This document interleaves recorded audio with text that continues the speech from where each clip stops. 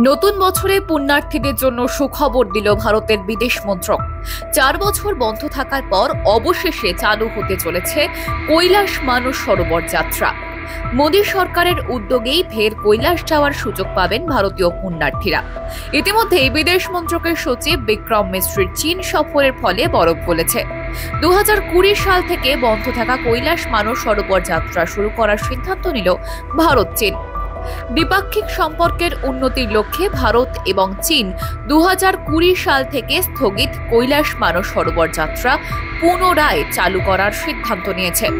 পররাষ্ট্র সচিব বিক্রম মিশ্রি এবং চীনের পররাষ্ট্রমন্ত্রী ওয়াং ইয়ের মধ্যে বৈঠকে পুণ্যার্থীদের জন্য সরাসরি বিমান যাত্রার বিষয়েও কথা বলা হয়েছে উভয় পক্ষের মধ্যে।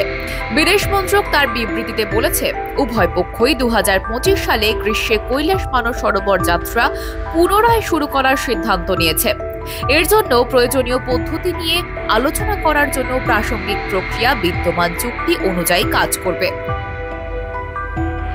এছাড়াও দুই দেশ ভারত চীন বিশেষজ্ঞ পর্যায়ের প্রক্রিয়ার একটি প্রাথমিক বৈঠকে সম্মত হয়েছে, যেখানে আন্তঃসীমান্ত নদী সম্পর্কিত জলবিদ্যুৎ সংক্রান্ত তথ্য পুনরুদ্ধার এবং অন্যান্য সহযোগিতা নিয়ে আলোচনা করা হবে।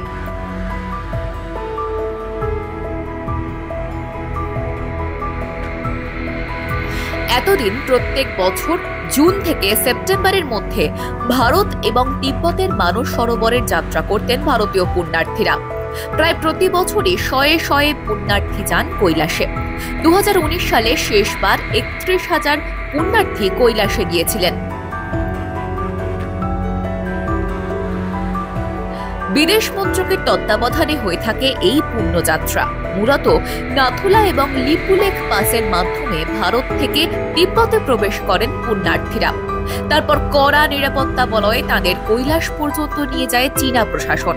মূলত নেপালের বিভিন্ন ট্রাভেল এজেন্সি পর্যটকদের কৈলাস নিয়ে যায়। কিন্তু 2020 সালে কোভিড অতিমারির কারণে এই যাত্রা বন্ধ হয়ে যায়।